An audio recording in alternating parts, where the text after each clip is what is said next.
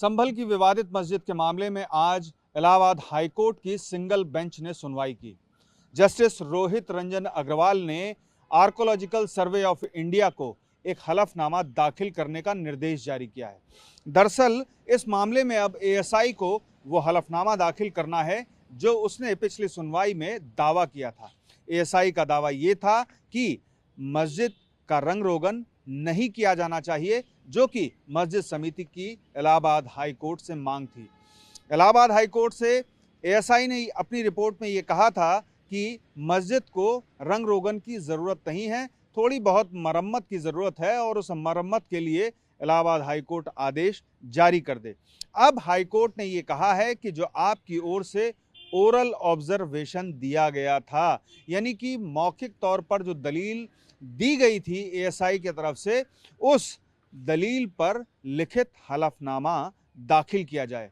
यह हलफनामा दाखिल किया जाना इसलिए ज़रूरी है ताकि हाई कोर्ट अपने आदेश में ये दर्ज कर ले कि एएसआई की ओर से पुख्ता तौर पर यह कहा गया था कि जो विवादित स्थल है वहाँ पर ज़रूरत नहीं है रंग रोगन की और थोड़ी बहुत मरम्मत की ज़रूरत है।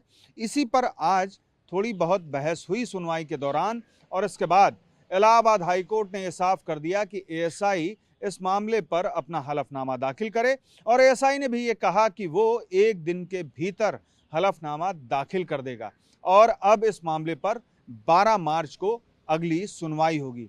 दरअसल मैं आपको इसकी रूपरेखा बता देता हूँ।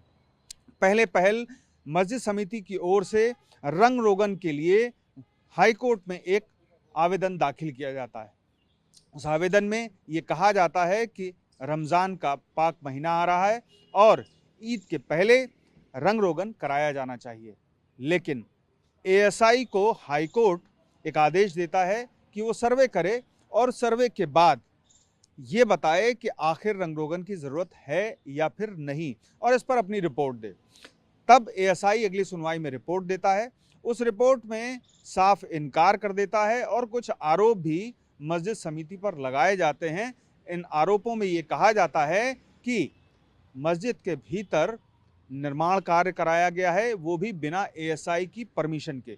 दरअसल मसला ये है कि ये एक संरक्षित इमारत है और इस संरक्षित इमारत के नाम पर भी विवाद होने की वजह से हाई कोर्ट ने अपने पिछले आदेश में इसे विवादित स्थल लिखवाया था, क्योंकि हिंदू पक्ष की ओर से ये दावा किया गया था कि इस मामले में निचली अदालत ने अभी नाम नहीं तय किया है और इसे जामा मस्जिद, जुमा मस्जिद और हरिहरम मंदिर होने का भी दावा किया जाता है। तो ऐसी स्थिति में इसे सिर्फ विवादित स्थल लिखवाया जाए। अब मैं आता हूँ मुद्दे पर। मुद्दा ये था कि रंग रोगन कराए जाने पर एएसआई की ओर से जो रिपोर्ट दी गई उसमें ये साफ कर दिया गया कि रंग रोगन की ज़रूरत नहीं है और कुछ आरोप भी लगाए गए, जिसके बाद मस्जिद समिति ने एक हलफनामा दाखिल कर पलटवार किया और आपत्ति जताई और ये भी कहा कि एएसआई इस मामले में कहीं ना कहीं दबाव में काम कर रही है। ये दबाव कौन सा है? राजनीतिक दबाव है। इसके बाद आज सुनवाई होती है और एकल पीठ इस मामले में एएसआई को जो मौखिक तौर पर दलील दी गई थी अब उसे लिखित तौर पर देने का आदेश जारी करती है। अब अगली सुनवाई 12 मार्च को होगी। तब देखना ये होगा कि एएसआई की ओर से हलफनामे में क्या कहा जाता है और उस आधार पर हाई कोर्ट क्या आदेश जारी करता है।